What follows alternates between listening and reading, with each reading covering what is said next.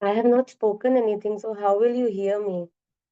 How can my voice be audible since I'm not speaking? Jai Gaur Shri Radha Ramano Vijayate. I welcome you all to the Shlok class of Nimai Pathshala, which precisely works upon Sutra, Stotra, and Shastra. Before we start the class, let's extend our humble gratitude. This is, am I still not audible? Divya, can you hear me? Arushi, can you see me? Darshana, can you take the darshans? I can take your darshans. I am nobody whom you should take darshans of, but I'm getting beautiful darshans. So please, I think if somebody cannot hear me, then there is a problem in their phone or iPad. So just increase the volume on your side. Probably you'll be able to hear me. Before we start the class, let's extend our infinite love, gratitude, and surrender in the lotus feet of Sri Radha Raman Lal, Sriman Chaitanya Mahaprabhu, Sri Radha Krishna. These are all different names of one entity, which is the Supreme Godhead. So let's extend our gratitude. Krishnaya Vasudevaya Haraye Paramatmane Pranatah Kleshanashaya Govindaya Namo Namaha सच्चिदानन्दरूपाय विश्वोत्पत्त्यादिहेतवे तापत्रयविनाशाय श्रीकृष्णाय वयं नुमः श्रीरामाय वयं नुमः श्रीगौराय वयं नुमः वन्देऽहं श्रीगुरौ श्रीयुतपदकमलं श्रीगुरुन् वैष्णवांश्च श्रीरूपं साग्रजातं सहगणरघुनाथान्वितं तं सजीवं साद्वैतं सावधूतं परिजनसहितं कृष्णचैतन्यदेवं श्रीराधा कृष्णपादान् सहगणललिता श्रीविशाखान्वितांश्च वाञ्छाकल्पतरुभ्यश्च कृपा सिन्धुभ्यैव च पतितानां पावनेभ्यो वैष्णवेभ्यो नमो नमः पञ्चतत्त्वात्मकं कृष्णं भक्तरूपस्वरूपकं भक्तावतारं भक्ताख्यं नमामि भक्तशक्तिकम् हरे कृष्णा कृष्णा कृष्णा हरे हरे हरे राम राम राम हरे हरे श्री राधा रमण लाल की जय श्रीमन चैतन्य महाप्रभु की जय श्री हरिनाम संकीर्तन की जय श्री सद्गुरुदेव भगवान की जय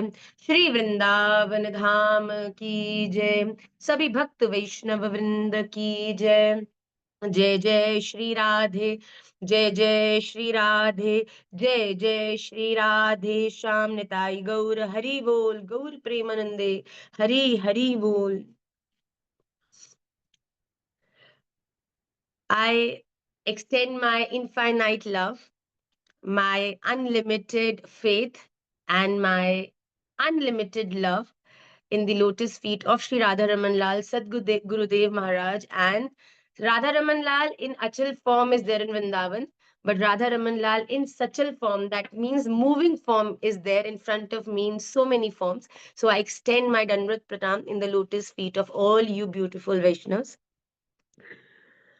Before we start the class, I hope, first of all, happy Ekadashi.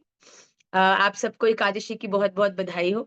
निमाई पाठशाला के माध्यम से आप सबको इस एकादशी से प्रारंभ होने वाले अपने कार्तिक नियम को अच्छे से बता दिया गया है, अच्छे से समझा दिया गया है। हमने कमेंट्स में भी उसको लिखा है और आपको एक अपने अपनी कम्युनिटीज पर भी इलैबोरेट करके उससे भेजा गया। ये इतना बड़ा यज्ञ है, वी कांट बिलीव कि राधा रमन जी की हम सब पर कितनी कृपा है that we are able to be a part of a yagya as big as this. अगर हम सब मिलकर एकजुट होकर इस संकल्प को पूर्ण करने में सफल होते हैं, I think this will be the biggest austerity you have done so far. Kalyug केवल नाम आधारा। भगवान ने क्या है, सब कुछ छोड़ दीजिए, leave everything, just take shelter of my name. Why? Because this in this युग even I don't have that much of powers that my name has. नाम नामकारी बहुधा निज सर्वशक्ति। श्रीमन चैतन्य महाप्रभु जी शिक्षाष्टकम के द्वितीय श्लोक में स्वयं कह रहे हैं कि मैंने अपनी सारी ऊर्जा, भगवान ने कहा है कि अपने नाम को दे दी है। तो आप ये सोचिए कि जो नाम मंदिर, this is equivalent to what? This is equivalent to carving a deity of Radha Raman Lal. You know, you are carving Radha Raman Lal in the name of Mahamantra. You have you seen some people write Naam and they make the whole form of a person. The same way somebody is writing in the Osht, that means in on the lips of Radharaman Lal. Somebody is writing on the Charanarvind. So whatever we all are writing, it is going to carve a form of Radharaman ji. So imagine somebody is writing the hand of Radharaman Lal. Somebody is writing the Karn of Radharaman Lal. Somebody is writing the Charanarvind. So every name that you are writing is being is like if we have these two fingers, so we combine these two and this and this and this, and what does this make? A hand.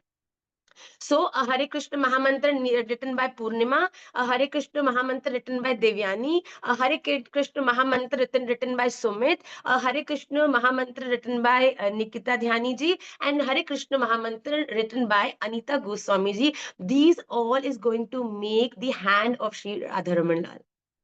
So whatever you are doing, it is very big. And I don't know, this is the mercy of Radha Raman Lal and constant guidance of Sadhguru Dev Maharaj that we are able to do something like this, do an austerity like that. So we all should be very grateful.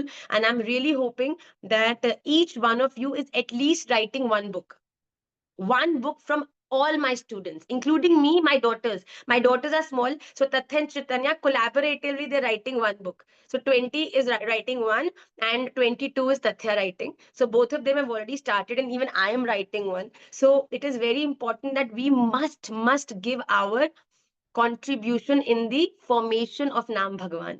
It is a very, very powerful sankalp that we have taken in this Kartik. See, the more you will surrender, the more beautiful things Radharamanji is going to offer in front of you to please him.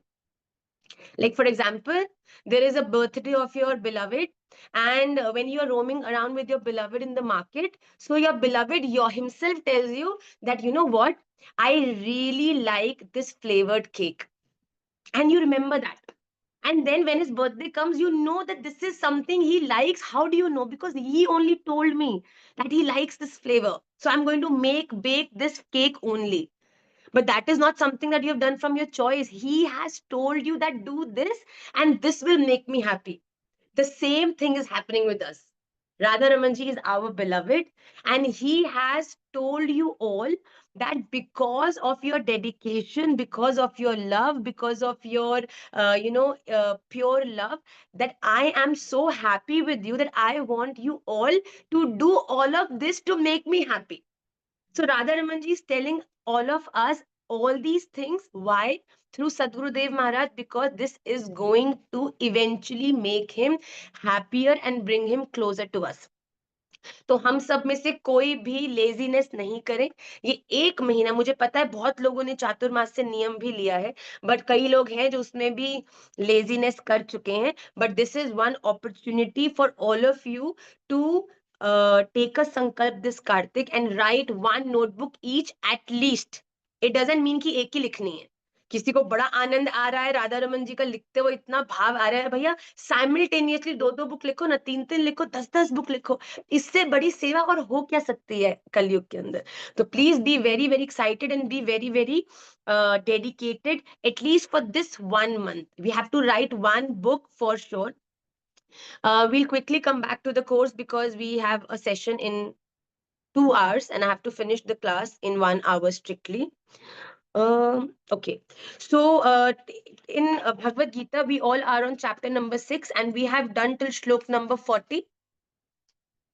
Are we all good on this? Okay, today we are doing a collaborative class. Kai log soch rahe honge, why is Ma talking in English? Because this class is going to be in English. Why? Because tomorrow I'm flying back to Bharat, Yippee, and because of that, the entire day I will be in traveling. But I didn't want to miss the class. And day after tomorrow, I will be unpacking, and so many crazy things will be happening. And we have Sharad Purnima Utsav in Vrindavan, and then in Delhi, and so many things. So I thought maybe there could be a chance that I would have to skip the Tuesday class, which I do not want to happen. So that's why I'm taking a combined class today. Monday and Tuesday batches have been combined, but Radha Raman ji की कृपा से we are parallelly moving in both the classes. The only difference is one class is strictly in English, one class is strictly in Hindi. So this class is going to be strictly in English, half Hindi, half English. Okay, quickly, uh, we are going to start with shlok number 41. Please take out your Bhagavad Gita, and you will read you will read side by side. Also, the shlok is going to reflect on your screen as well.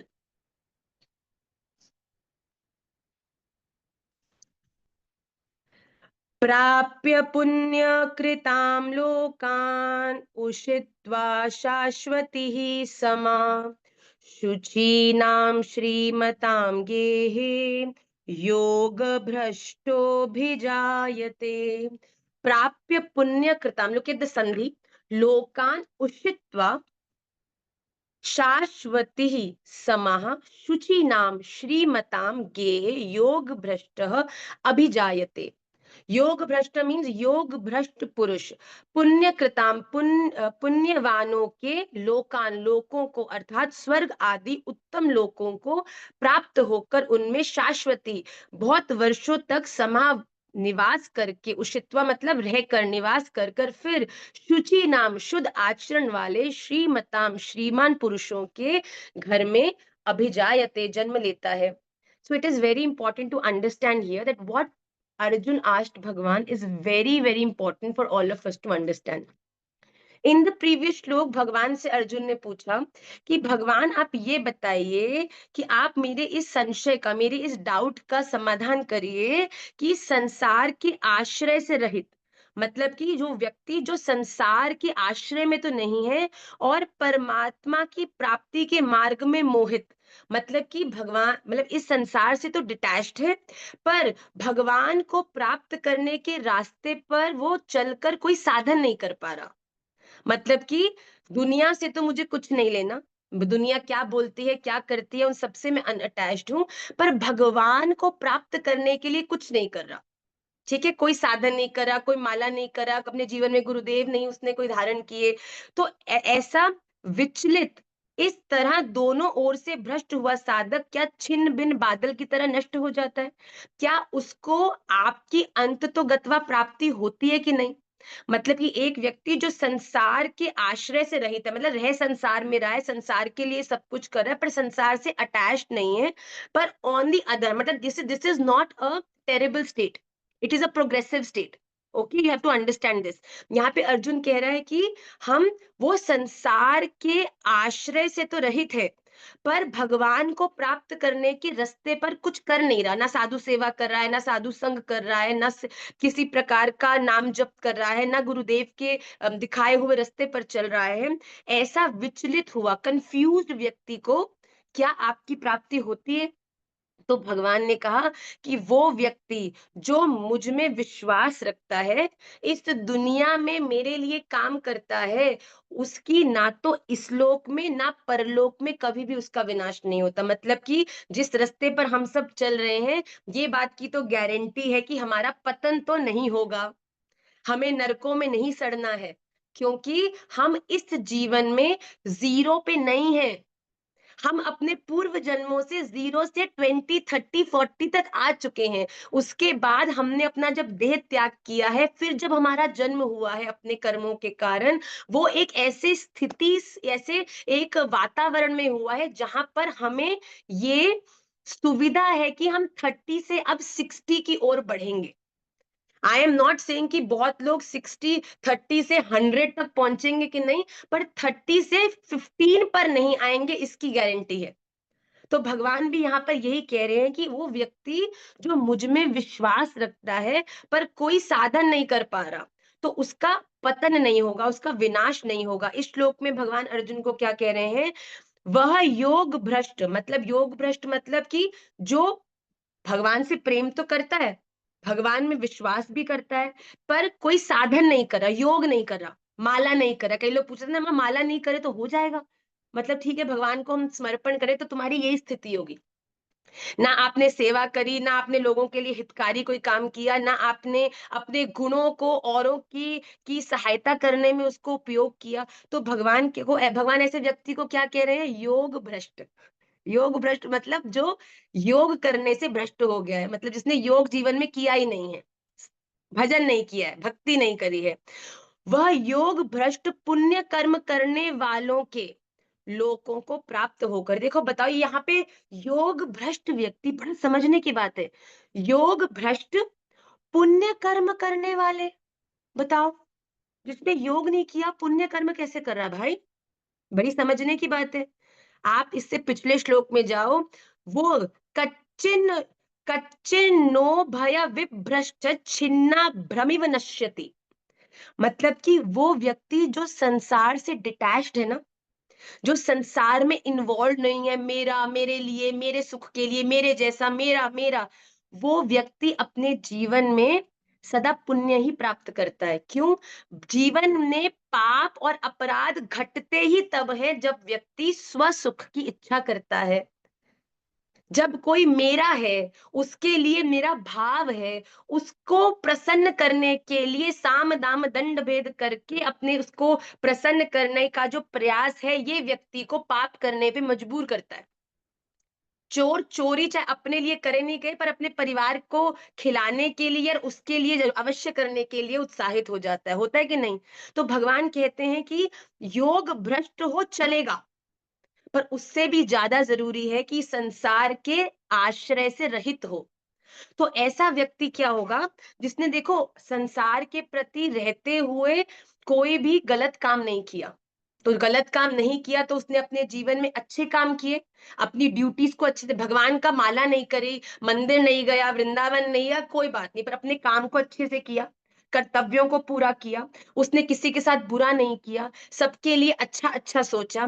भगवान कह रहे ऐसा व्यक्ति जो है, it doesn't matter कि उसने माला नहीं करी, वृंदावन नहीं गया, परिक्रमा नहीं करी, ऐसा करने वालों के लोगों, ऐसा करने वाला व्यक्ति जो है वो पुण्य पुण्य लोकों को प्राप्त होता है, मतलब स्वर्ग आदि का भोग करता है।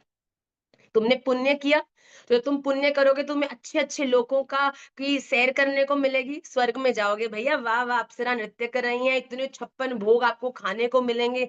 But please let me remind you, like the way you go on a vacation, you book a hotel, you stay there for 10 days, you pay for those 10 days, right? And after those 10 days finish, you are checking out, you are thrown out of the hotel. अगर आप वहां पर 10 दिन से ज्यादा रुकोगे तो आपके बोरिया बिस्तरा उठाकर आपको भी उस होटल से बाहर जबरदस्ती फेंक दिया जाएगा, फेंक दिया जाएगा कि नहीं? वैसे ही जितने पुण्य कर्म आप अपने जीवन में करोगे, जितने कर्म आपने किए, ये आपका कैश है, पैसा है भैया, पैसा पैसा पैसा। जब आपका शरीर त्याग होगा तो ये जो अच्छे कर्मों के पुण्य रूपी पैसा आपने कमाया है, स्वर्ग में ये करेंसी है स्वर्ग की। पुण्य जो है स्वर्ग की करेंसी है, जब स्वर्ग में जाओगे जितने पुण्य किए हैं उतना समय आपको स्वर्ग में आनंद करने को मिलेगा, और जिस दिन आपके पुण्य हुए खत्म, उसी दिन लात मार के आपको स्वर्ग से वापस इस संसार में भेज दिया जाएगा। पर बात समझने की और क्या है, बड़ी सुंदर बात सुनिए, बात और सुंदर समझने की ये है कि जब आपको, क्योंकि आपने भगवान में अपने सरेंडर को करके कर्तव्यों को अच्छे से निभाया है, योग नहीं किया है, तो भगवान क्या कह रहे हैं, जब आपको स्वर्ग भोगने के बाद वापस भेजा जाएगा ना, तो आप किसी गलत स्थान में जन्म नहीं लोगे, आपको ऐसी जगह पर जन्म दिलाया जाएगा जहां रहते हुए, जिस स्थान पर आप अपनी भक्ति को छोड़ के गए थे, वहां से और ज्यादा आगे बढ़कर भक्ति को करने में आप सफल हो गए। तो अगर आज इस जन्म में आप वृंदावन आ पा रहे हो ना, सदगुरुदेव के इतने पास रह पा रहे हो, अपनी सेवा वैष्णवों के चरणों में दे पा रहे हो, इसका अर्थ यह है कि आपने पूर्व जन्मों में बड़ा भजन किया है। आपने जो भजन उस समय किया है, उसके प्रभाव से आज आप राधा रमन जी के इतना करीब हो। महाराज जी हर 2 क्षण में आपका नाम इसीलिए ले पा रहे हैं कि पूर्व जन्मों का तप और भजन है भैया आपका। अगर पंजाब से वृंदावन जाना है, तो पंजाब से वृंदावन जाते हुए बीच में अगर कोई चंडीगढ़ आदि स्थान पड़ेगा, रात्रि होगी, चंडीगढ़ में रुकोगे तो रात्रि वहां सो जाओगे, पर जब उठोगे तो वापस पंजाब थोड़ी जाओगे, वापस वृंदावन पहुंचने के लिए। अरे भैया, चंडीगढ़ से दोबारा यात्रा शुरू करेंगे, वृंदावन जाएंगे। So this is Punjab, this is Vrindavan, and Chandigarh is in the middle. So you travel halfway. जब यहाँ सो गए, जब उठे तो फिर यहाँ हाफ वे से ही आगे जाओगे। ऐसा ही हमारे संग भी हो रहा है। हमने भी अपने पूर्व जन्मों से ये यात्रा जो प्रारंभ करी है, ये यात्रा करते करते आज हम यहाँ तक पहुंचे हैं, और भगवान ने हमें पुनश्च ये अवसर दिया है कि हम अपने इस जन्म में इस यात्रा को पूरा करने में सफल हुई। पूरी पूरी हम सबके पास संभावना है। भगवान कह रहे हैं कि तुम चाहोगे तो तुम अपनी अगली रात्रि होने से पूर्व अपनी इस यात्रा को विश्राम कर सकते हो। पर कोई चिंता की बात नहीं है। अगर पूरी रात्रि रात्रि होते होते अगर यात्रा विश्राम नहीं हुई ना, तो डरना नहीं है, क्योंकि जहां सोओगे फिर जब उठोगे यात्रा वहीं से प्रारंभ। आधे लोगों के तो हार्ट बीट इसीलिए तेज रहती है कि माँ, अगर हम मर गए और हमारा भजन इतना भी सफल नहीं है, तो क्या हम जब अगले जन्म में कहाँ हमारा जन्म होगा, क्या हमारी स्थिति होगी, क्या हम बनेंगे। भैया अच्छे कर्म करो, राधा रमन जी के चरणों में समर्पण रखो, अच्छा ही होना है। भगवान ने कह दिया, न ही कल्याण कृत कश्चित दुर्गतिम तात गच्छति। अरे भैया दुर्गति नहीं होगी, इस बात की गारंटी है अगर आपने अपने जीवन में राधा रमन, शौती कहती हूँ भैया, शौती, राधा रमन, राधा रमन, राधा रमन कहो, ये अगर आपने कह दिया अपने जीवन में, तो आपकी दुर्गति तो कभी नहीं होगी। तो भगवान भी ये कह रहे हैं, ऐसा व्यक्ति जो योग भ्रष्ट है, वो पुण्य कर्म करने वालों के लोकों को प्राप्त होकर और वहां बहुत वर्षों तक रहकर फिर यहाँ ममता रहित श्रीमानों के घर में जन्म लेता है। शुद्ध मतलब ममता रहित मतलब शुद्ध पवित्र अच्छे घरों में।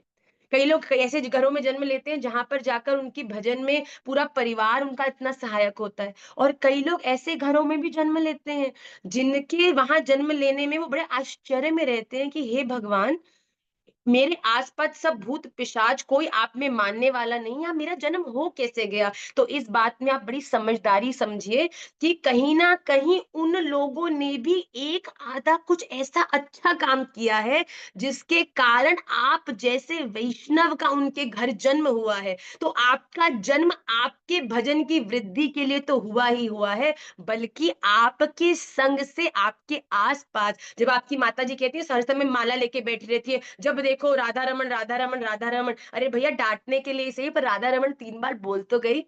वृंदावन जाना है, वृंदावन जाना है, चलो 10 बार मना कर दिया, 11वीं बार एक बार वृंदावन ले तो गई। तो आपका जन्म ऐसे प्रतिकूल एनवायरनमेंट में आपके लिए कम आपके लिए भी हुआ है। कुछ हमारे ऐसे कर्म थे जिसके कारण हमें कुछ हार्डशिप्स हमने जीवन में देखनी थी, तो भगवान ने परिवार की कुछ प्रतिकूलताओं के रूप में वो हार्डशिप्स हमें दी। भैया बहुत समझ हो, अभी भी बहुत गुंजाइश तो है ना कि चलो निजी रूप से भजन करके भगवत प्राप्ति तो होगी, पर आपके द्वारा सहज किया हुआ भजन भजन जब आपके घर वाले भी देखते हैं सुनते, तभी मैं कहती हूँ महामंत्र जब करो लिखो हमेशा उच्च स्वर से ही करना चाहिए, जिससे आसपास कीट पतंग चिड़िया कुत्ता बिल्ली माता पिता बहन भाई परिवार वाले जो भी हैं, न चाहते हुए भी कान में तो पड़ता है। अब बताओ हम जब छोटे थे ना, तब हमारी माताजी प्रतिदिन हमें स्कूल के लिए उठाती थी और बहुत जोर-जोर से हमारे जो घर में कैसेट होता था उस समय, उसमें अमृतवाणी लगाती थी। भैया अमृतवाणी हमारे ऐसे सिस्टम में अमृतवाणी घुस गई बचपन से, जैसे हमारे घर में आजकल विष्णु सहस्त्र नाम लगता है। तो हम तथ्य चैतन्य लाली को उठाने जाते हैं, उससे पहले जोरदारी से हमारे घर में विष्णु सहस्त्र नाम लग जाता है। जब ऐसे ओम विश्वम विष्णुर्वषट्कारो तथ्य अभी मैं रूम में गई भी नहीं हूँ, दैट मीन्स सुबह हो गई है, राइट? तो भगवान कहते हैं कि इसी प्रकार जो ऐसे लोग हैं जो उच्च स्वर से किसी ऐसी प्रतिकूल स्थिति में भी जन्म ले चुके हैं, वहां पर आप ट्रैफिक ऑर्डर में लगे हुए विष्णु सहस्त्र नाम है भैया, जिनको सुन सुन के कहीं ना कहीं उनका उद्धार होने की भी संभावना है। देखो श्रवण करोगे तभी तो हृदय में बैठे हुए विकारों की शुद्धि होगी। तो आप अपने भजन के बल से अपने आप को तो प्रगति की ओर ले जा ही रहे हो, पर आपका दायित्व केवल अपने तक नहीं है, बल्कि आस-पास में जो उलझे हुए हैं, उनको भी सुलझाने में है।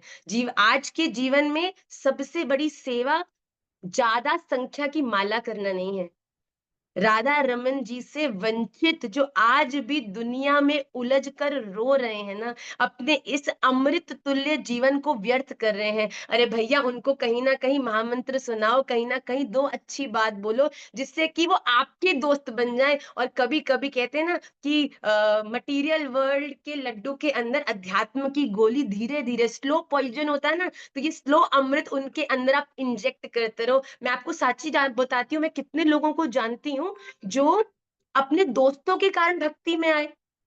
और चल वृंदावन चलेंगे, तेरे को दर्शन कराऊँगा, तुझे ये खवाऊँगा, तुझे वो दिलाऊँगा, ये करके एक बार तो उस चक्कर में आ गए। फिर वहाँ पर जब राधा रमन जी के दर्शन हुए, फिर वो क्या हमारा गौरांग दास बालक भी है, पर वो हम अपनी टूटी वाणी में चलो थोड़ा-सा गा देते हैं। फिर वहाँ जाके राधा रमन जी के सामने खड़े होके देखा, पाग टेढ़ी सिधरे, ऐसे सुंदर राधा रमन जी को कि सोचा कि इसके बाद तो अब कहीं जा ही नहीं सकूँगा। तो हमारे भगवान यहाँ कह रहे हैं कि मेरी पूरी दृष्टि तुम पर है। अगर मेरे लिए तुम्हारे हृदय में प्रेम है और संसार के आश्रय से तुम रहित हो, मतलब संसार में अपनों के लिए गलत करना, दूसरों के लिए अहित करना, इस सब भाव से तुम अलग हो चुके हो, तो तुम्हें निश्चित स्वर्ग आदि लोकों की प्राप्ति होगी। और अगर तुम्हारे कर्म इस प्रकार रहे तो पुनश्च भी तुम एक अच्छे परिवार में, तुम जहां भी जन्म लोगे ना, तुम्हारा भजन नहीं छूटेगा। ये मान लो आप। चाहे अच्छा परिवार हो, मुश्किल कितने यहाँ पे तो मैं कह रही हूँ मेजोरिटी लोग तो मुश्किल परिवार वाले ही हैं। तो मुश्किल परिवारों में भी होते हुए भी आपका भजन कहाँ छूट रहा है? बोलो, क्लास मिस कर पा रहे हो?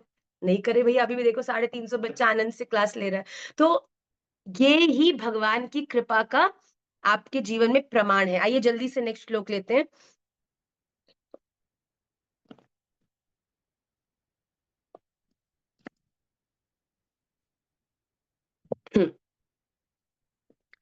अथवा योगिनामेव कुले भवति धीमताम् एतद्धि दुर्लभतरं लोके जन्म यदीदृशम्। अथवा योगिनाम् एव कुले भवति धीमताम् एतत् हि दुर्लभतरं लोके जन्म यत् ईदृशम्। अथवा अथवा मतलब वैराग्यवान पुरुष। वैराग्यवान पुरुष यहाँ कौन है? जो संसार के आश्रय में नहीं है, जो अपने हर काम को भगवान के लिए करता है। मतलब वो किसी के भी साथ अटैच होकर जीवन में अपने निर्णयों को उनके अनुसार नहीं लेता। उन लोकों में न जाकर धीमताम, ज्ञानवान योगी नाम, ज्ञानवान योगियों के ही कुल में जन्म लेते हैं। परंतु ईदृशम, इस प्रकार का जो यह जन्म है, सो लोके संसार में निस्संदेह अति दुर्लभ है। तो भगवान कह रहे हैं कि जो व्यक्ति संसार से आश्रय रहित होकर मेरे लिए काम करके दोबारा पुनर्जन्म को प्राप्त करता है, जब तब तब वो व्यक्ति ज्ञानवान, मतलब अच्छे परिवारों में ही जन्म लेता है। पर भगवान कह रहे हैं कि वापस संसार में एक अच्छे कुल में जन्म लेना, ये भी बड़ी दुर्लभ स्थिति है। मतलब इसके लिए आपको जीवन में पाप रहित होना पड़ेगा। हर चीज practically to be done for the right reason. कभी भी इमोशनल नहीं हो जाना भैया। अरे अरे मेरा, अच्छा ये थोड़ा ये काम कर लूंगा, चलो जीवन इजी हो जाएगा, ये कर लूंगा तो चलो मेरे पिता, बहुत सी चीजें हो सकती हैं कि आप जीवन में सही नहीं हो, पर आपके आसपास के जितने आपके लोग हैं वो कहे नहीं वही करो। कितने लोग ऐसे परिवारों में रहते हैं। तो हमें हमेशा सही के साथ रहना है, इस दृढ़ता को अपने जीवन में विद्यमान करना है। तो भगवान कह रहे हैं कि वैराग्यवान योग भ्रष्ट, पहले तो ऐसा व्यक्ति बड़ा दुर्लभ है जो पूरी तरह से वैराग्यवान भी हो और ठाकुर जी के प्रति निष्ठा करके योग में उसका प्रवेश ना हो। ऐसा ज्ञानवान योगियों के कुल में ही जन्म लेता है। ऐसा 100 में 1000 में एक ऐसा व्यक्ति होता है जो ऐसे सुंदर कुल में जन्म लेता है। पर इस प्रकार का जो ये जन्म है, ये संसार में बड़ा दुर्लभ है।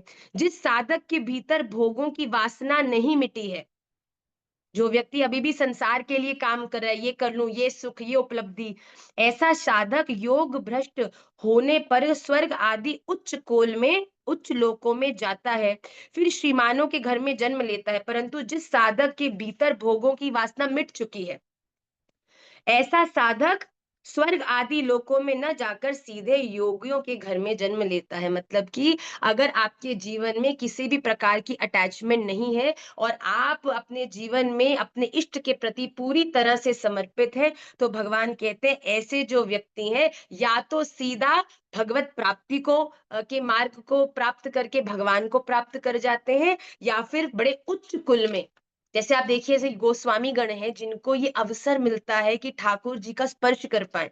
बताओ, ये कौन है? ये ऐसे लोग हैं जो अपने जीवन में पूरी तरह से अपने पूर्व जन्मों के संस्कार से भी पूरी तरह से ठाकुर जी से जुड़े और संसार से कह लीजिए उनको वैराग्य प्राप्त हुआ। जल्दी से अगले श्लोक की पर दृष्टि करेंगे, this will make this thing more clear to you. तत्र तं बुद्धिसंयोगं लभते पौर्वदेहिकं यत ते च ततो भूयः संसिद्धौ कुरु नन्दन। तत्र तं बुद्धिसंयोगं लभते पौर्वदेहिकं यत ते च ततः भूयः संसिद्धौ कुरु नन्दन। इसमें बड़े ध्यान से देखिए, तत्र वहां, तम उस, पौर्वदेहिकम पहले शरीर में संग्रह किया हुआ, बुद्धि संयोगम बुद्धि के संयोग को, अर्थात समबुद्धि रूप योग के संस्कारों को अनायास ही प्राप्त हो जाता है।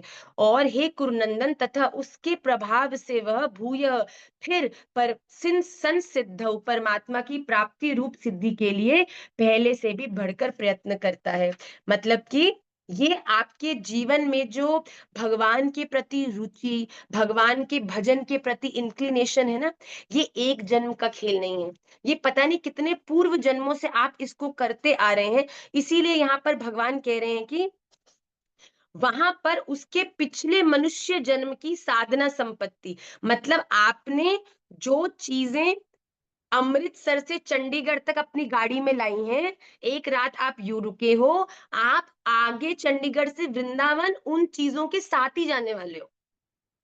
आपने पूर्व जन्मों में जो भजन अपनी तो तपस्या करी है ना, उन तपस्याओं को जो आपने इस जन्म तक लाया है, आगे तक आप उन सब चीजों को अपने साथ ले जाने वाले हो। बल्कि आपके पास ये अपॉर्चुनिटी है कि चंडीगढ़ में रुक के कुछ वहां भी शॉपिंग करके वृंदावन की यात्रा के लिए ठाकुर जी के लिए कुछ, चंडीगढ़ में सुना है बड़ी अच्छी अलंकार की कोई दुकान है, बताया था, वहां जाके और सामान भी लेकर उन सब सामान को भी गाड़ी में डालकर वृंदावन ले गए। मतलब कि अमृतसर से जो लाए थे वो तो संग था ही, और चंडीगढ़ से भी सामान लेके आगे जा रहे हैं। भगवान यही कह रहे हैं कि पिछले जन्म की साधन संपत्ति अनायास ही आपको प्राप्त होगी।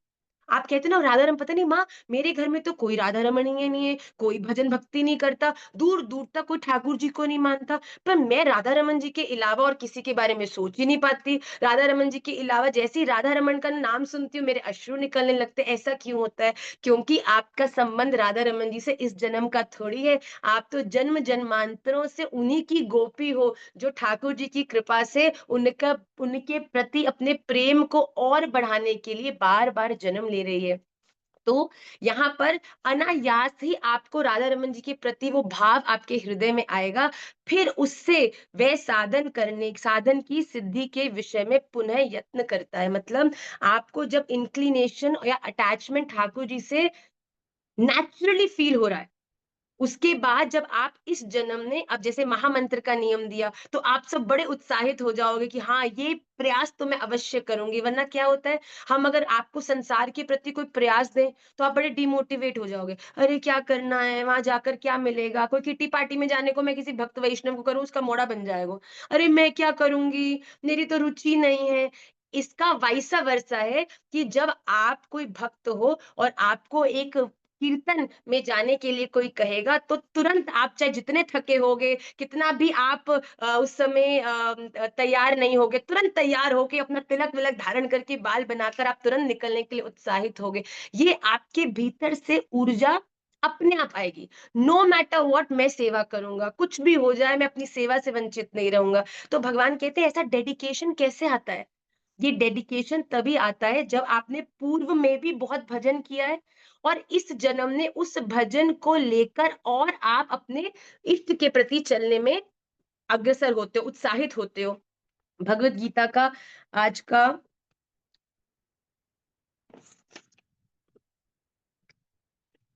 4th श्लोक जो है वो आपकी स्क्रीन पर अब रिफ्लेक्ट करेगा। हम्म। पूर्वाभ्यासेन तेनैव ह्रियते ह्यवशोऽपि सः जिज्ञासुरपि योगस्य शब्दब्रह्माति वर्तते। पूर्वाभ्यासेन, पूर्व में किया हुआ अभ्यास, तेन एव ह्रियते, हि- ह्रियते हि अवशः अपि सः जिज्ञासु अपि योगस्य शब्द ब्रह्म अति वर्तते। सह मतलब वह श्रीमानों के घर में जन्म लेने वाला योग भ्रष्ट अवशः पराधीन हुआ भी उस पहले के अभ्यास ही निस्संदेह भगवान की ओर आकर्षित हो जाता है। योग से समबुद्धि रूप योग का जिज्ञासु भी वेद में कहे हुए सकाम कर्मों के फल को उल्लंघन कर जाता है। मतलब कि आपके जीवन में जब ये पूर्व संस्कार होगा भगवान के प्रति आकर्षित होने का, तब अपने उस पूर्व संस्कार के कारण आप जन्म तो लोगे एक अच्छे कुल में, उसके बाद वह भोगों के परवश होता हुआ, मतलब कि संसार में उसकी अपने आप रुचि नहीं रहेगी बिना किसी एफर्ट के, उससे उस पहले मनुष्य जन्म में किए हुए साधन के कारण ही परमात्मा की तरफ खींचा चला जाएगा, अपने आप खींचा चला जाएगा। क्योंकि योग का जिज्ञासु भी वेदों में कहे हुए सकाम कर्मों का अतिक्रमण कर जाता है। आपको जो आनंद, हैप्पीनेस दूसरे को मुस्कुराहट देने में प्राप्त होगी ना, आपको अपने लिए कुछ भी करके वो आनंद नहीं मिलेगा। आपको अपने आप मन करेगा कि मैं इसके लिए कुछ कर दूं, मैं उसके लिए कुछ कर दूं, मैं भगवान की प्रसन्नता के लिए कर दूं, मैं किसी की मदद कर दूं, मैं आर्थिक मदद कर दूं, किसी को पानी पिला दूं, किसी को खाना खिला दूं। भगवान कहते हैं ये अपने आप ही आपको अंदर से एक मोटिवेशन आएगा कि मुझे ये करना है। क्यों? क्योंकि आप पहले से ही इसका अभ्यास करते हैं। ये पूर्व अभ्यासेन है, ये आपके इस जन्म से पहले का अभ्यास आपके जीवन में आकर आपको इस प्रकार की मोटिवेशन दे रहा है। आइए अगले श्लोक, आज हम 2 श्लोक एक्स्ट्रा करने वाले हैं क्योंकि this will end the 6th chapter ऑफ श्रीमद् भगवद गीता।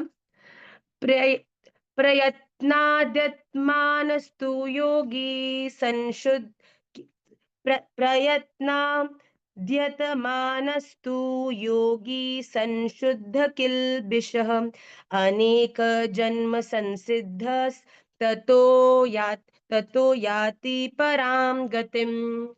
प्रयत्नात् यत्मानः तु योगी संशुद्ध किल्बिषः अनेक जन्म संसिद्धः ततः याति परां गतिम्। परंतु प्रयत्न पूर्वक यत्मानः अभ्यास करने वाला योगी अनेक जन्म संसिद्ध, वो तो पहले अनेक जन्मों के संस्कार बल से इसी जन्म में संसिद्ध होकर संशुद्ध किल्बिष संपूर्ण पापों से रहित हो तथा फिर तत्काल ही परम गति को प्राप्त हो जाते। देखिए जैसा मैंने पहले कहा, ये जो मनुष्य जन्म है ना, ये अपॉर्चुनिटी है। इस जन्म में, इस यात्रा में ये आपके ऊपर निर्भर करता है कि आप किस तरह अपनी गाड़ी चलाते हो, किस स्पीड पर अपनी गाड़ी चलाते हो, कि आपको वृंदावन तक पहुंचने में एक रात फिर से कहीं रुकना पड़ रहा है, कि आपने इस तरीके से मैनेजमेंट करके अपनी गाड़ी को समझ के चलाया कि उसी दिन में आप वृंदावन पहुंच गए। इस मनुष्य जन्म में भी आपको ये एक उपलब्धि है, ये आपके पास अपॉर्चुनिटी है कि आप ये तय कर सकते हैं कि क्या हम आसक्ति मतलब अटैचमेंट्स के कारण कुछ ऐसे अच्छे बुरे कर्म करते जाएंगे जिसके कारण अच्छों के प्रभाव से हमें स्वर्ग आदि तो मिलेगा पर वापस हमें संसार में ही लौटकर आना पड़ेगा, या फिर इस ही जन्म में हम ये भी अपने भजन मार्ग पर चलते हुए अपनी निष्ठा से, अपनी डेडिकेशन से, समर्पण से संभव कर सकते हैं कि हमें दोबारा पुनर्जन्म लेना ही नहीं पड़े। It is up to you. भगवान कह रहे देखो there is no U turn. किसी ने लिखा मैं ऑपोजिट रोड पर आ गया, ऑपोजिट रोड पर नहीं आओगे। भगवान की दृष्टि में आ गए हो तो कहीं ना कहीं भगवान बार बार दरवाजा खटखटा के तुम्हें इस रियलाइजेशन को देंगे ही कि तुम मेरे हो, तू मेरा है, तुझे मेरे पास आना है। पर ये है कि वहां तक पहुंचने में हम कितना समय लेते हैं।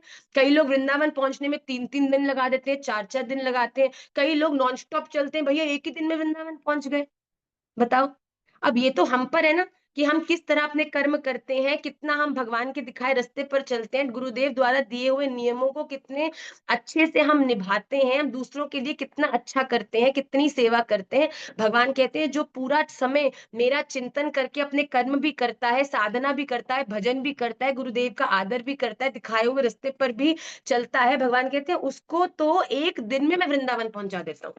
इस जन्म में ही आपको प्राप्ति हो सकती है। पर हाँ, कई लोग हैं जो घूमते फिरते, रुकते रुकाते, भैया एक दिन में इतने घंटा ही चलाएंगे, हम इतने अच्छे अच्छे कर्म तो कर ही रहे हैं, पर साथ साथ कहीं कहीं हम लोग भ्रमित भी होते जा रहे हैं। तो भगवान कहते हैं अभी तुम समय ले रहे हो तो वापस पुनर्जन्म लो, वापस पुनर्जन्म लो। पर पुनर्जन्म लेकर भी अगर आपकी साधना और आपकी निष्ठा पक्की है, तो भगवान कह रहे हैं कि यात्रा प्रारंभ वहीं से होगी जहां से छोड़ी थी। ये हमको बड़ा बल देता है कि भैया चलो, यू टर्न तो है ही ना है। राधा रमन जी तक चलने के रास्ते में यू टर्न की रोड ही नहीं है, there is only one way road.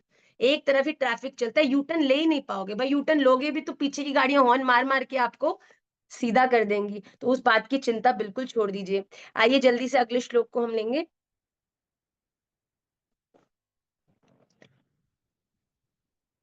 तपस्विभ्योऽधिको योगी ज्ञानिभ्योऽपि मतोऽधिकः कर कर कर्म कर्मभिभ्यश्च चाधिको योगी तस्माद् योगी भवार्जुनः। तपस्विभ्योऽधिको योगी ज्ञानिभ्योऽपि मतोऽधिकः कर्मिभ्यश्चाधिको योगी तस्माद्योगी भवार्जुनः। इसमें क्या कह रहे हैं? योगी मतलब तपस्वियों से श्रेष्ठ है, मतलब जो भजन करता है, जो योग करता है, जो मेडिटेशन करता है, वो तपस्वियों से श्रेष्ठ है।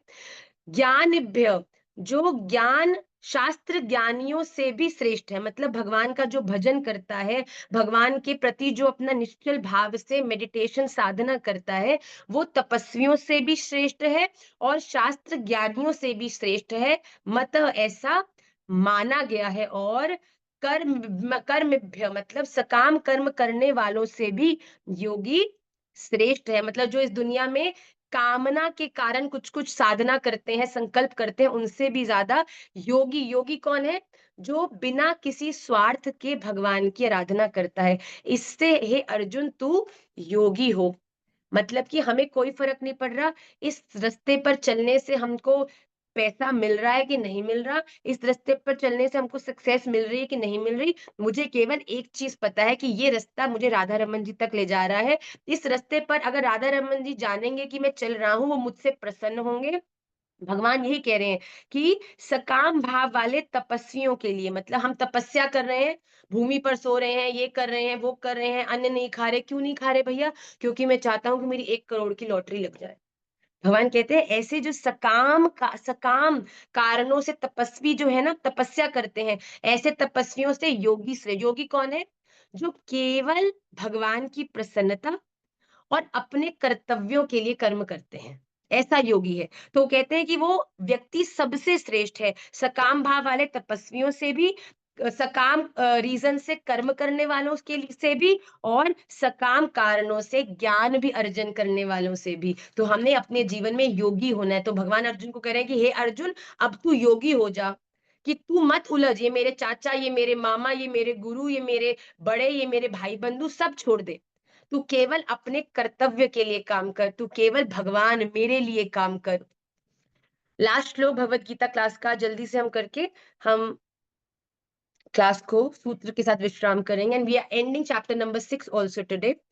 योगिनाम अपि सर्वेषां मद्गतेनान्तरात्मना श्रद्धावान् भजते यो मां स मे युक्ततमो मतः। सर्वेषां संपूर्ण योगियों में भी जो श्रद्धावान योगी है, मतलब अपने इष्ट के चरणों में पूरी तरह से समर्पित है, मद्गतेन मुझ में लगे हुए, अंतरात्मा से मुझको निरंतर भजता है, ऐसा योगी परम श्रेष्ठ मुझे अति प्रिय है।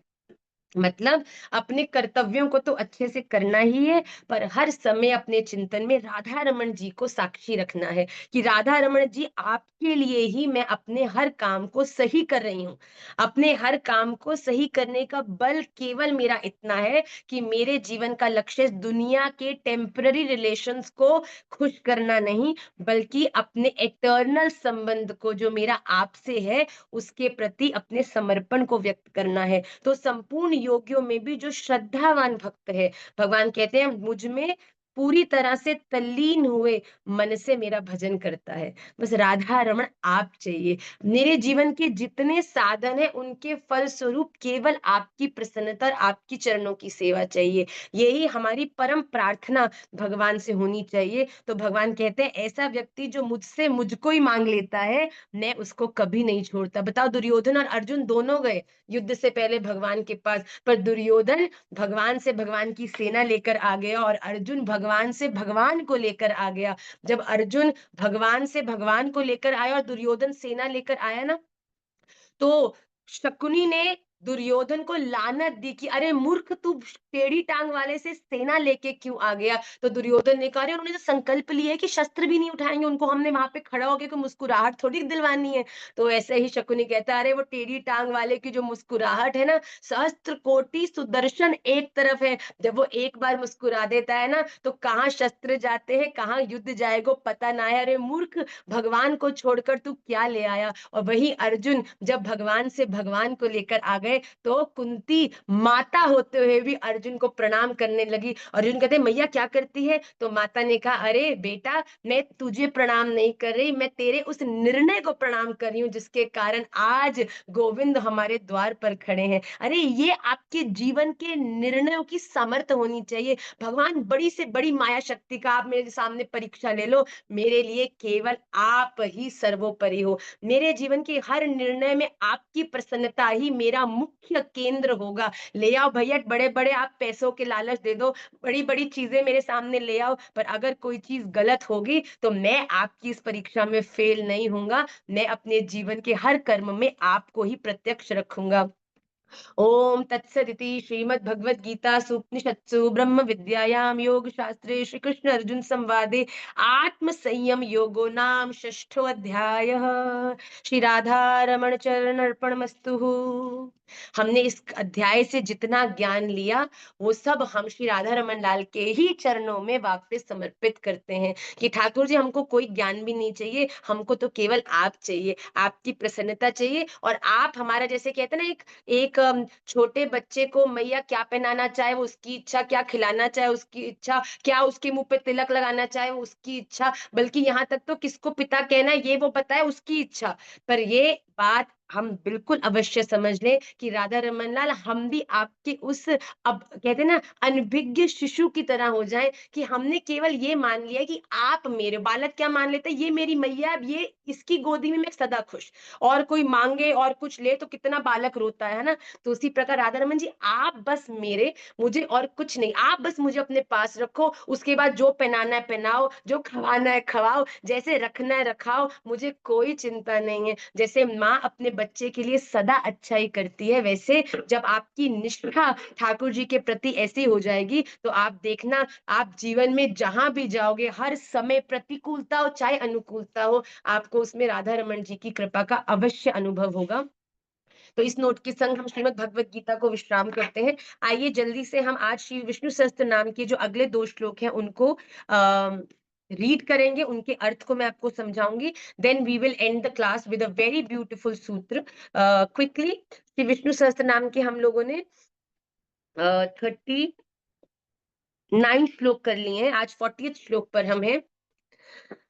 असंख्येयो प्रमेयात्मा विशिष्ट शिष्ट कुकृच्छिचु सिद्धार्थ सिद्ध संकल्प सिद्धि सिद्धिद सिद्धि साधन।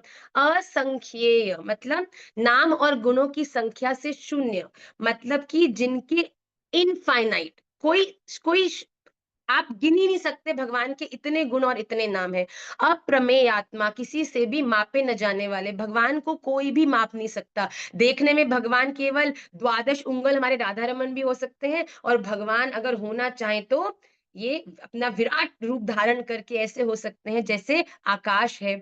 विशिष्टः सबसे उत्कृष्ट, सबसे श्रेष्ठ। शिष्टकृतः मतलब शासन करने वाले, मतलब कि सबको डिसिप्लिन बताने, सिखाने और उसको चलाने वाले। शुचि परम शुद्ध, प्योर। सिद्धार्थः इच्छित अर्थ को सर्वथा सिद्ध कर चुकने वाले, मतलब कि आपके द्वारा जीवन में जितने भी अच्छे कर्म को करके अर्थ आपको प्राप्त होना चाहिए, उसके आपको आपको उसका आशीर्वाद प्रदान करने वाले। सिद्ध संकल्प, सत्य संकल्प वाले, मतलब कि जो सदा सत्य के साथ खड़े रहने वाले हैं। सिद्धिदः मतलब कर्म करने वालों को उनके अधिकार के अनुसार फल देने। आप जितना कर्म करोगे उस कर्म के हिसाब से आपका जो भी फल आपको प्राप्त होना चाहिए उसे प्रदान करने वाले। सिद्धि साधन, हम सिद्धि रूप क्रिया के साधक, मतलब आप कोई भी अपने जीवन में तप करेंगे ना, उसके साधक, उसको कराने वाले और उसके माध्यम से जिस तक पहुंचना है वो कौन है? वो स्वयं भगवान है।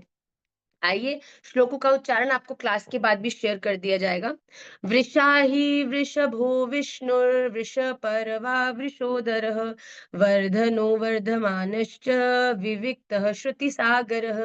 वृषा ही यज्ञों को अपने में स्थित रखने वाले, मतलब कि यज्ञ भगवान भी जिनके भीतर से, ये संपूर्ण सृष्टि जिनके भीतर स्थित है वो भगवान है। वृषभ भक्तों के लिए इच्छित वस्तुओं की वर्षा करने वाला। आप पूरे हृदय से भगवान से जो भी मांगोगे, चाहे अर्थ ही मांगो, चाहे कुछ भी मांगो, भगवान आपकी भक्ति से प्रसन्न होकर आपको वो देंगे ही। मतलब अगर आप सकाम भक्ति भी करोगे ना, कुछ इच्छा के साथ भी भक्ति करोगे, तो भगवान प्रसन्न होकर आपकी इच्छा को पूर्ण करेंगे। विष्णु शुद्ध सत्व मूर्ति, मतलब कि जो बिल्कुल सत्य और बिल्कुल पवित्र है। वृष परवा मतलब वृषा परवा परम धाम में आरूढ़ होने की इच्छा वालों के लिए धर्म रूप सीढ़ियों वाले, जो गुरु के रूप में हमें उन सीढ़ियों तक पहुंचाते हैं जो हमें भगवान के परम धाम तक ले जाने वाली हैं। वृषोदरः अपने उदर में धर्म को धारण करने वाले, मतलब जो समय समय पर धर्म का ज्ञान भी देते हैं और जिनके उदर में, जिनके श्री अंग में धर्म उदर में विद्यमान है। वर्धन, वर्धन मतलब भक्तों को बढ़ाने वाले, मतलब भक्तों के भीतर उस भक्ति को बढ़ाने वाले जिसका, जिससे आकर्षित होकर और लोग भी भक्ति में प्रवेश करते हैं। वर्धमान संसार रूप से बढ़ने वाले, मतलब कि इस दिन की कृपा से संसार का भी विस्तार हो रहा है। विविक्त संसार से पृथक रहने वाले, जो संसार में होते हुए उसकी वृद्धि के भी कारण है, पर ये सब होते हुए भी संसार से परे हैं, अलग हैं। श्रुति सागर वेद रूप जल के समुद्र, मतलब कि जो ज्ञान के समुद्र हैं, जिनके अंदर संपूर्ण ज्ञान विद्यमान है, ऐसे भगवान श्री विष्णु के चरणारविंद में हम सब अपना दंडवत प्रणाम करते हैं। आप सबको आ, ये जो दोनों श्लोक हैं क्लास के बाद दे दिए जाएंगे। इससे पूर्व के सब श्लोक आपको आज क्लास से पहले I shared all of them. तो आप प्लीज विष्णु सहस्त्रनाम को पढ़ने का तो अभ्यास करें ही, और प्रयास करके उनको याद भी करते रहे। एवरीडे रीड करेंगे तो आपको सहज वो याद भी हो जाएंगे। आइए जल्दी से, I will take the class to the last segment which is the sutra. एक बार क्या हुआ, एक बड़ा गरीब पेंटर था। I shared the same sutra yesterday in the class of Sunday, but I'm going to share the same one because it gives a very big lesson which each one of us should definitely understand in our life. कि एक बार एक बड़ा सुंदर painter था पर बड़ा गरीब था। उसको बड़ी हृदय में पीड़ा होती थी कि मेरा इतना बड़ा गुण है पर मुझे, मेरे पास पैसा नहीं है। काश मेरे पास पैसा होता, मैं भी एक बड़ा सुखी जीवन जी रहा होता। ये वो सोचता, पर अपनी कला के कारण जो अपनी पेंटिंग्स हैं वो बनाता रहता और इधर उधर पोस्ट करता, जिससे थोड़ा बहुत प्रचार होता, पर कुछ खास उसे आमदनी नहीं होती। पर फिर भी वो पेंटिंग रोज करता। तो एक दिन क्या हुआ, उसका दरवाजा किसी ने खटखटाया और जैसे ही उसने द्वार खोला तो उसने बाहर क्या देखा कि एक बड़ी सामान्य दिखने वाली महिला खड़ी थी। और वो उसने आके बोला, जी हाँ जी, आप ही वर्धमान है? तो उसने कहा, हाँ जी हाँ जी, मेरा नाम ही वर्धमान है। तो उसने बोला, मैंने आपकी पेंटिंग्स देखी है, मैं अपना एक पोर्ट्रेट बनवाना चाहती हूँ। तो उसने बोला, हाँ जी बिल्कुल मैं बना दूंगा। तो उसने बोला ठीक है मैं बैठी हूँ, आप मेरा पोर्ट्रेट बनाइए। तो उसने जल्दी से उस माता का पोर्ट्रेट बनाना शुरू किया और आधे घंटे में बड़ा ही सुंदर पोर्ट्रेट उसने बना दिया। अब जैसे ही उस माता ने जाके उस पोर्ट्रेट का दर्शन किया, वो इतनी खुश हो गई, इतनी खुश हो गई कि ये मेरी लाइफ का सबसे बढ़िया मेरा पोर्ट्रेट बना है। मैं तो आपके लिए बड़ी ग्रेटफुल हूँ, बड़ा धन्यवाद करने लग गई और कहने लगी, "आप मुझे बताएँ कि मैं आपको कितना पैसा दूँ इसके लिए?" अब उस व्यक्ति के दिमाग में गणित चालू हुई। अच्छा मेरे पे छोड़ दिया, क्या माँगूँ? ₹50 माँग लेता हूँ। अरे भैया देखो कोई बात नहीं पूछ रही है, चलो मैं 50 माँगूँगा, अगर बार्गेनिंग करी और 40 पे आई तो ऐसा करता 100 माँग लेता हूँ। 100 माँगूँगा, थोड़ी बार्गेनिंग भी करेगी, 80 तो मान लेगी, फिर भी ₹30 का प्रॉफिट हो जाएगा। अपनी गणित लगा रहा था। अच्छा सोचो कि अगर थोड़ी अमीर हुई ज़्यादा और मैंने 100 माँग लिया पर शायद 200 दे सकती होगी तो मेरा लॉस हो जाएगा। अभी अंदर-अंदर युद्ध चल रहा है, द्वंद चल रहा है, क्या माँगूँ, क्या माँगूँ? फिर सोचा कि ऐसा करता हूँ, इसको बोलता हूँ कि तू अपनी इच्छा से ही दे दे। जो तेरा मन है वो मुझे दे दे, वो मुझे स्वीकार है। पर फिर दोबारा मन में जो एक भाव है वो आया कि अच्छा अगर मैंने बोला जो मन है दे दे और कहीं ₹20 देकर ही चली गई तो? बताओ, बिल्कुल ही मैं ब रह जाऊँगा। तो उसने सोचा कि क्या करूँ, क्या करूँ? फिर उसने बोला अच्छा माताजी आप ऐसा करो जो आपका मन है आप दे दो, ठाकुर जी की जो इच्छा। तो उस माता ने क्या करा, अपना पर्स अपने शोल्डर से उतारा और उसको पूरा का पूरा पर्स दे दिया कि ये तुम्हारा। तो उसने जैसे ही पर्स देखा देखा था तो वो बेचारा एक छोटा-सा गरीब पेंटर, तो उसने बोला कि भाई ₹1 भी नहीं दिया, पर्स देके जा रही है। मेरी तो शादी भी नहीं हुई है, बच्चा भी नहीं है, पर्स का मैं क्या करूँगा? अब दुकान में लेके जाऊँगा, बेचूँगा तो पता नहीं न जाने क्या पर्स का पैसा मिलेगा मुझे। तो बड़ा वो उदास हो के कह रहा माताजी देखिए, हमको ये पर्स का कोई उपयोग नहीं है, ये पर्स आप ही रखिए, हमको तो आप 200 दे दीजिए। तो वो महिला उसको देखकर मुस्कुराने लगी और कहने लगी, "अरे भैया, आप पर्स खोल के तो देखो।"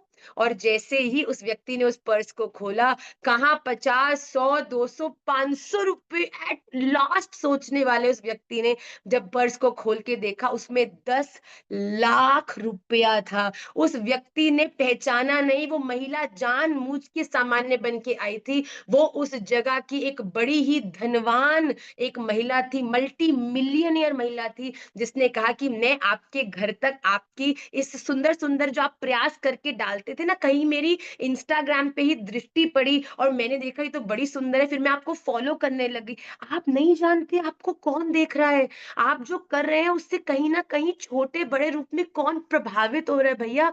जीवन में बात बड़ी सूत्र और बड़ी समझने की है। उसने बोला मैंने आपको बड़ी टाइम फॉलो किया, आपकी इतनी सुंदर-सुंदर पेंटिंग देखती रही, फिर आज मैं अपने आप को रोक नहीं पाई तो आपका एड्रेस ढूँढ के आपके पास आ गई। भगवान भी देख रहे हैं, अरे कौन है जो समय-समय पर अनुष्ठान कर रहा है? कौन है जो बार-बार इतने दिल से माला करके मुझे पुकार रहा है? भगवान मॉनिटर कर रहे हैं, अच्छा ये जो नीरू बीबी जी हैं, बड़ा मेरा भजन कर रही हैं, बड़ी साधना कर रही हैं, लोगों की बड़ी सेवा कर रही हैं, बड़ी भगवान नज़र जमाए बैठे हैं। अरे, अरे! अब व्रत भी कर रही है। अरे वाह, वाह! गुरुदेव के दिखाए रास्ते पर भी चल रही है। अरे, अरे! आज मुझे याद करके कितना रो रही है। अब मैं नहीं रुक पाऊँगा, अब मैं नहीं रुक पाऊँगा, भगवान दौड़ कर आ जाएँगे। वो महिला भी दौड़ कर आई, ब दरवाज़ा खोला तो महिला ने जब हमने पूछा भगवान ने कि मैं आ गया हूँ, बता क्या चाहिए? हम उलझ जाते हैं, मेरे बेटे को बहू दे दो, घर में धन ला दो, मेरे घर बना दो, मेरा जीवन अच्छा कर दो। ये वही 50, 100, ₹200 माँगने वाली बात है भैया। पुरुषोत्तम भगवान के द्वार पर आए हो, बड़ी सोच समझ के बात माँगना। देखो भगवान की कितनी कृपा है, आज भगवत गीता ने भी उसी बात का आश्रय लिया है। भगवान से माँगो तो सबसे छोटी चीज़ माँगोगे तो माँगोगे धन, संपत्ति, दौलत जो यहाँ पे कमाई और यहीं रह जानी है भैया। भगवान से माँगने का अवसर मिल रहा है भैया राजा जी के अब बताओ अगर उस व्यक्ति को पता होता कि मल्टी मिलियनेयर सामने खड़ी है, तो क्या वो उससे 50, 100, 200 की बात भी करता? अरे भैया तुम जब माँग रहे हो भगवान से, तुम तो जानते हो राधा रमण भगवान हैं, तुम तो जानते हो कि तुम्हारे हाथ में जो माला है वो तुम्हारा धन है, तो काहे चूकते हो? भगवान अगर पूछते हैं, भगवान तुम्हारे मन में ऐसी बात कराते हैं कि क्या चाहिए बता आज मैं रीझ गया तेरे भजन से, तो बोलो भगवान ये दुनिया संसार आपने बनाई, आपको मुबारक, मुझे तो केवल आप ही चाहिए हो। अगर एक मेले में बच्चा अपनी मैया से बिछुड़ जाए, तो कोई स्ट्रेंजर उसे कितना टॉफ़ी, कितना चॉकलेट, कितना झूला दिलाकर खुश करने की कोशिश करे, वो एक साँस में रोता है, नहीं, नहीं मुझे कुछ नहीं चाहिए, क्या चाहिए? मुझे तो बस अपनी मैया के पास पहुँचा दो। उसी तरीके से हम भी इस दुनिया की ये लॉलीपॉप, टॉफ़ी, धन, संपत्ति, रिलेशंस इन सब चीज़ों में ना उलझकर अगर अपने जीवन में इस बात के लिए स्ट्रॉन्ग हो जाएँ कि हम मानेंगे, चुप होंगे तो केवल राधा रमन लाल आपसे ही होंगे। आप ही वो हमारी मैया हो जो हमको शांत कर सकती है। इसीलिए सबसे पहली चीज़ अपने भजन को निरंतर करते रहो। भगवान हमें इंस्टाग्राम पे जैसे उस मल्टी मिलियनेयर ने उसकी पोस्ट देख-देख के उसको कितना टाइम फॉलो किया, फिर उसकी इतनी सुंदर पेंटिंग देख के इतनी अधीर हो गई कि घर आ गई उसके। उसी प्रकार हम भी अपने जीवन में ऐसा-ऐसा भजन करें, ऐसी निष्ठा, ऐसी सेवा, ऐसा नाम जप, ऐसे यज्ञ, ऐसा सम जीवन में कीर्तन करें, प्रचार करें कि भगवान हम पे जो दृष्टि बनाए बैठे हैं ना, वो पहले तो प्रसन्न हो रहे हैं, वाह, वाह, वाह, वाह! अरे वाह, वाह, वाह, वाह! अरे वाह, वाह, वाह, वाह! अरे ये तो ये भी कर रही है। अरे वाह, वाह! ये तो आज तक जीवन में इसने सुई नहीं पकड़ी तो देखो आज युवराज मेरे प्रेम में मेरे लिए गार्लैंड बना रहा है। अरे वाह, वाह, वाह, वाह, वाह, वाह, वाह, वाह! एक दिन जब बैठे-बैठे गार्लैंड बनाते-बनाते हाथ में गलती से सुई घुस गई, तो जैसी पीड़ा युवराज को हुई भगवान प्रकट हो गए, अब नहीं दे सकता और पीड़ा तुझे भैया, आप माँग मुझसे क्या माँगना है। तब चूक मत जाना, बी प्रिपेयर्ड। स्कूल में हम पूरा साल पढ़ते क्यों हैं? जिससे एग्ज़ामिनेशन में जब क्वेश्चन आए तो प्रिपेयर्ड रहें। तो जब भगवान सामने आए तो प्रिपेयर हो जाओ कि भगवान माँगे कि क्या माँगना है बता तो क्या बोलना है? राधा रमन ओनली, राधा रमन एक्सक्लूसिवली, राधा रमन कहो। तो अपना भजन, अपनी सेवा, अपना प्रयास करते चलो, भगवान सब देख रहे हैं। दूसरी बात, भगवान से माँगना ही है, तो भगवान से जो भगवान सबसे ज़्यादा तुम्हें दे सकते हैं। तुम बताओ इस दुनिया में पैसा तुम्हें तुम्हारे माता-पिता भी दे देंगे। चलो तुम्हारे को घर आदि तुम्हारा बॉस भी बना देगा। तुम्हारे दोस्त तुम्हें हेल्प करके थोड़ी बहुत और सुविधा दे देंगे। पर क्या तुम्हें इस दुनिया में कोई राधा-रमण दे सकता है? भगवान दे सकता है बताओ किसी की सामर्थ्य है ऐसी? ये सब तो दुनिया वाले भी दे देंगे भैया, तो भगवान से तो वो माँगो जो केवल और केवल भगवान ही आपको दे सकते हैं और वो कौन है? स्वयं भगवान। तो हम अपने जीवन में बड़े प्रसन्नचित्त होके अपने प्रयास के प्रति मोटिवेटेड रहें, अपनी कोशिश करते रहें, भगवान के प्रति अपनी सेवाओं को सदा उत्साहित होकर करते रहें और भगवान सब देख रहे हैं और निश्चित रूप से जिस दिन हमारी सेवा करते-करते हमारा भाव उस प्रबल स्तर तक पहुँच जाएगा, तो भगवान स्वयं भी आपको दर्शन देंगे और मैं प्रार्थना करती हूँ कि अवश्य दें।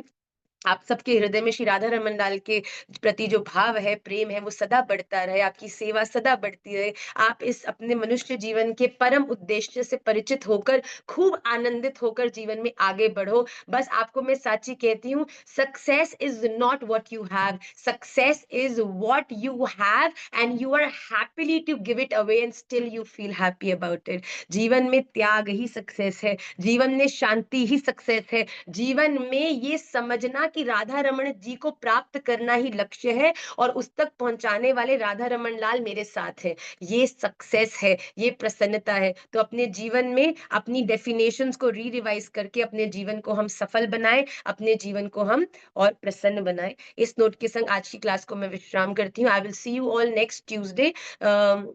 Also, we are celebrating Sharad Purnima Utsav cum Kartik Agman Utsav on the 18th of October in TTD Delhi और ये बड़ा सुंदर उत्सव होने वाला है। इसमें जो बाबा चित्र विचित्र जी हैं वो कीर्तन के लिए आ रहे हैं। बड़ा आनंद होने वाला है। महाराज जी होंगे, शरद पूर्णिमा का भाव होगा, महाराज जी की कथा होगी, हमारे प्रिय रमण महाप्रभु होंगे और कीर्तन होगा। तो आप में से जो-जो आ सकते हैं, आना ही चाहिए क्योंकि यही समय है अपने इस दुनिया में घूमते हुए अपने आप को अमृत से भरने का जिससे कि कहते हैं ना कि अगर कोई चीज़ कड़वी हो पर उस कड़वाहट में अगर उससे ज़्यादा चीनी मिला दी जाए तो कड़वापन जो है वो गौण हो जाता है। तो इसी प्रकार देखो दुनिया तो कड़वी है ही और ये स्वरूप है। आप कुछ भी कर लो, कितना मर जाओ, कितना दे दो, कितना कर लो, आपको कभी मीठी नहीं लगेगी क्योंकि मीठी हो ही नहीं सकती। बताओ कड़वा फल मैं आपको दे रही हूँ और आप कितना भी फल को प्यार कर लो, कितनी बार धो लो, कितनी बार उसको पप्पी कर लो, पर क्या फल आपके प्यार को लेके मीठा हो सकता है? नहीं होएगा भैया, कड़वा फल है, क्या बात करते हो?